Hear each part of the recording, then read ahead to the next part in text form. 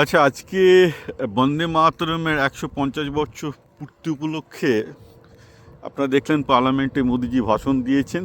তো সেখানে তিনি অনেক কিছু একটু আমার ধারণা বয়সজনিত কারণে কয়েকটা ভুল করেছেন, সেগুলো নিয়ে আবার হইচই করছে। এগুলো মানে হয় না। শুড ফোকাস অন বন্দে মাতরম এবং তার হিস্টোরিক্যাল সিগনিফিকেন্স নিয়ে।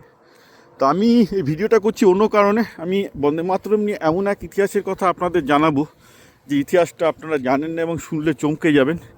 সেই ইতিহাস হলো এই যে কী করে বন্দে মাতরমকে কাজে লাগিয়ে হিন্দু মুসলমান বিভাজন হয়েছিল এবং যেটা পরবর্তীকালে পাকিস্তানের পথ প্রশস্ত করে। বন্দে মাতরম বঙ্কিমচন্দ্র লিখলেন, সেটা হচ্ছে 1882, রাইট? কিন্তু সেটা এই যে বন্দে মাতরম যে সুরে গাওয়া হয় সেটা গেয়েছিলেন রবীন্দ্রনাথ। এবং রবীন্দ্রনাথ 1895-এ যে কংগ্রেস হলো না, ইন্ডিয়ান ন্যাশনাল কংগ্রেসের প্রতিষ্ঠাতা 10th, আমার খেয়াল নেই কততম অধিবেশনে, তিনি প্রথম বন্দে মাতরমটাকে জাতীয় সুরে গাইলেন। এই যে প্রেজেন্ট যে বন্দে মাতরমের যে সুরটা আছে সেটা কিন্তু গুরুদেব রবীন্দ্রনাথের দেওয়া।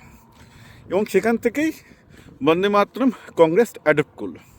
কংগ্রেসের প্রতিটা মিটিং মিছিলে বন্দে মাতরম গাওয়া হইত এবং সবাই একে অপরকে দেখলে বন্দে মাতরম বলে সম্বোধন করতো। এটা হিন্দু মুসলমান সবাই, কংগ্রেসের সমস্ত লোকেই করতো। জিন্নাও করেছেন বাই দ্য ওয়ে, কারণ জিন্না কংগ্রেসের কনিষ্ঠতম সভাপতি ছিলেন। একবার নয়, জিন্না কংগ্রেসের 5বার সভাপতি হয়েছিলেন এবং প্রতিটি অধিবেশনেই কিন্তু বন্দে মাতরম গাওয়া হয়েছে। আচ্ছা, মজার ব্যাপার হলো যে এগুলো নিয়ে একমাত্র প্রবলেম ছিল মুসলিম লীগের। মুসলিম লীগ বরাবর প্রচার করতো কংগ্রেস একটা সাম্প্রদায়িক পার্টি এবং তারা বলছে যে এই বন্দে মাতরম অ্যান্টি ইসলামিক, কারণ এখানে বন্দে অর্থাৎ বলা হচ্ছে যে আমি মায়ের কাছে মাথা নোয়াই, এক মুসলমানরা একমাত্র আল্লাহ ছাড়া আর কারুর কাছে মাথা নোয়ায় না, এরকম একটা ব্যাখ্যা দেওয়া হয় আর কি।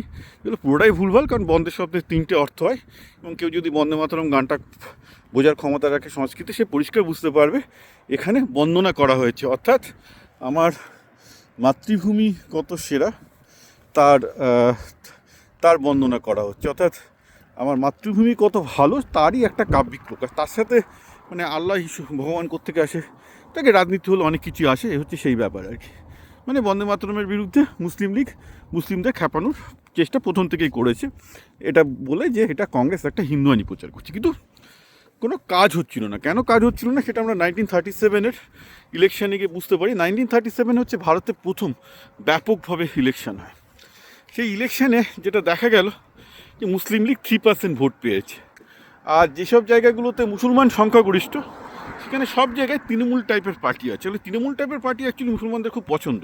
এটা আমি ভারতের ইতিহাস দেখলে আপনারা বুঝতে পারবেন। যেমন ধরুন, বাংলায় সবচেয়ে বেশি মুসলমানদের ভোট কারা পেল? কৃষক প্রজা পার্টি, যেটা একটা মুসলমান আইডেন্টিটিও আছে, আবার একটু লেফটিস্ট আইডেন্টিটিও আছে, বাঙালি আইডেন্টিটিও আছে। হ্যাঁ, আবার পাঞ্জাবে হলো ইউনিয়নিস্ট পার্টি। ইউনিয়নিস্ট পার্টিস্ট হচ্ছে পাঞ্জাবি মুসলমানদের পার্টি। তেমন সিন্ধ, বালুচিস্তানে সব জায়গাতেই সেখানকার স্থানীয় লোকেদের পার্টি, যেটাতে তাদের ইসলামিক আইডেন্টিটি এবং স্থানীয় আইডেন্টিটি আছে, তারা কিন্তু মুসলমান ভোটে 60-70% পেয়ে গেল। কংগ্রেস সব জায়গায় বিরোধী পার্টি, আর মুসলিম লীগ 3%, মানে মুসলমানদের মধ্যে 3%-এর বেশি ভোট টানতে পারছে না। তো জিন্না দেখলেন যে আর কী করবেন, ততদিনে তো জিন্না, আমি বলেছিলাম যে তিনি কংগ্রেস ত্যাগ করেন 1919-এ, মানে মহাত্মা গান্ধীকে সহ্য করতে পারেনি, চলে এসছেন। তো তারপর থেকে তিনি মুসলিম লীগ করছেন, কিন্তু মুসলিম লীগের এরকম ভোটে শোচনীয় অবস্থায় তিনি আবার ইংল্যান্ডে ব্যারিস্টারি করতে ফিরে গেলেন।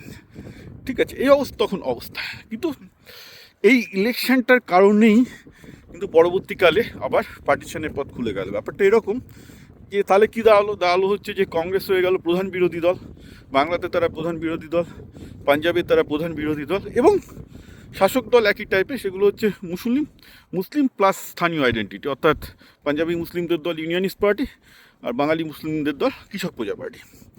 তো ঘটনা কী হয়েছে এবার, এখন দুটো পার্টির মধ্যেই গণ্ডগোল হবেই, প্রধান বিরোধী দল। এবার প্রধান বিরোধী দলকে উইক করার জন্য কৃষক প্রজা পার্টি এবং এরা মুসলিম লীগের সাথে হাত মিলিয়ে একই দাবি করা শুরু করে যে এই বন্দে মাতরম হচ্ছে ইসলামিক নয়। অতএব এই বন্দে মাতরম দিয়ে প্রমাণিত হয় যে ভারতে হিন্দু মুসলমান একসাথে থাকতে পারবে না, কারণ কংগ্রেস এটাকে জোর করে ভারতের জাতীয় সঙ্গীত করবে।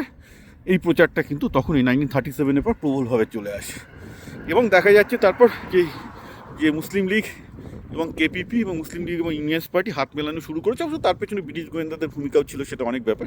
কিন্তু এই বন্দে মাতরমটাকে সামনে বলির পাঁঠা করা হয় এই ডিভিশনের জন্য। কিন্তু প্রশ্ন হচ্ছে যে তাহলে আগে কেন মুসলিম লীগ যখন বলছিল মুসলমানদের কাছে যে এই বন্দে মাতরম একটা হিন্দু রিচুয়াল এবং এটা মুসলমানদের করা উচিত নয়, তখন মুসলমানরা শুনলো না। কিন্তু পরে যখন একই জিনিস ইউনিয়নিস্ট পার্টি এবং কেপিপি কৃষক প্রজা পার্টিদের দিয়ে যখন এলো, তখন কেন তারা শুনলো? এর কারণ হচ্ছে বিশ্বাসযোগ্যতা। কারণটা হচ্ছে এই যে মুসলিম লীগ যে ব্রিটিশদের তৈরি পার্টি, এটা সমস্ত মুসলমানরাই জানতো, এবং যার জন্যে যেটা হয়েছে মুসলমানদের মধ্যে মুসলিম লীগের কোনো বিশ্বাসযোগ্যতা ছিল না।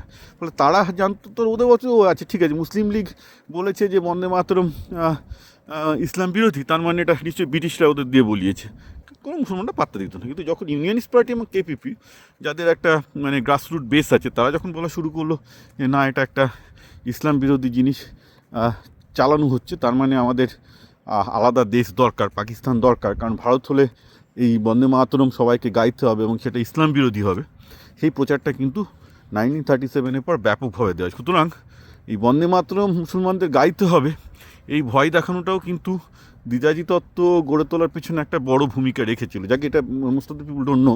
তো ব্যাপারটা হচ্ছে কি, রাজনীতিতে সব কিছুই হয়। তো কংগ্রেস কেন তার কাউন্টার করলো না?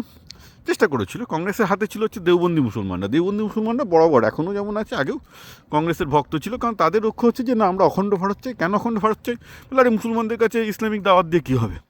ভারতে যদি অমুসলিম থাকে তাদের কাছে দাওয়াত দিয়ে, ইসলাম দাওয়াত দিয়ে লাভ আছে? তো লাভ নেই, ওরা তো দাওয়াতি পার্টি, ইসলামের দাওয়াত দিয়ে বেড়ায়। তো সেই জন্য দেওবন্দীদের থিওরি হচ্ছে আমরা অখণ্ড ভারত চাই, তারা কংগ্রেসের সাথে আছে, রাইট? তারা বললো না, কংগ্রেসই ঠিক। কিন্তু এখানেও কংগ্রেস ভুল করেছে। সবার ধারণা দেওবন্দি মৌলানা মসজিদ মানে যারা ইসলামিক ধর্মগুরু, তারা বোধহয় মুসলমানদের অনেক কিছু কন্ট্রোল করে, তো প্র্যাকটিক্যালি করে না। যে ভুলটা কংগ্রেস, সিপিএম, তৃণমূল সবাই করছে, তখনও কংগ্রেস একই ভুল করেছে, যে তারা কাউন্টার করতে গেছে দেওবন্দি মুসলমানদের দিকে। কিন্তু সেটা হয়নি। তার কারণটা হচ্ছে মুসলমানরা তখন কৃষক প্রজা পার্টিকে বিশ্বাস করে। কেন করে? কারণ কৃষক প্রজা পার্টি তখন তাদেরকে জমি ফিরিয়ে দিচ্ছে। কৃষক প্রজা পার্টি কিন্তু মেন জিনিস ইসলাম ছিল না, ছিল হচ্ছে ভূমি সংস্কার, যে মুসলমানরা অধিকাংশ ভাগ প্রজা, তাদেরকে জমি দিতে হবে, রাইট? সো কৃষক প্রজা পার্টি যদি সেটা বলে, তারা বিশ্বাস করবে। একই ব্যাপার ছিল ইউনিয়নিস্ট পার্টি, যে তারা এফেক্টিভলি কংগ্রেসের জমিদারদের বিরুদ্ধে লড়ছে, so they have a creditable face, এই জন্য তারা বিশ্বাস করেছে। তো এই ইতিহাসগুলো খুব স্ট্রাইকিং আমার কাছে, যে কীভাবে একটা গানকেও রাজনীতিতে বিভিন্ন লোক এবং বিভিন্ন জন বিভিন্নভাবে ব্যবহার করেছে।